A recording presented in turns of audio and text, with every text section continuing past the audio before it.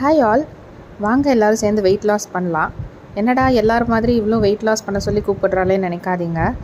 So எனக்கு weight loss பண்ணுறதுல பெரிய பிரச்சனை என்ன அப்படின்னா, என்கிட்ட கன்சிஸ்டன்சி இல்லை. என்னால் என்னோடய வாயை கட்டுப்படுத்த முடியல.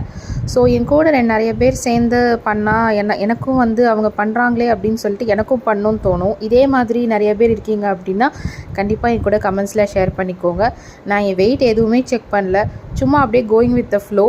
ஸோ எனக்கு பேபி பிறந்து இப்போது he is 1 year and 2 months old. So இது பெருசாக அவரை ஒன்றும் அஃபெக்ட் பண்ண போகிறதில்ல.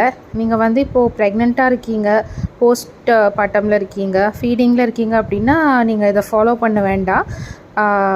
ஸோ ஓகே, ஸோ நம்ம என்ன பண்ண போகிறோம் அப்படின்னா 2 விஷயம் பண்ண போகிறோம்.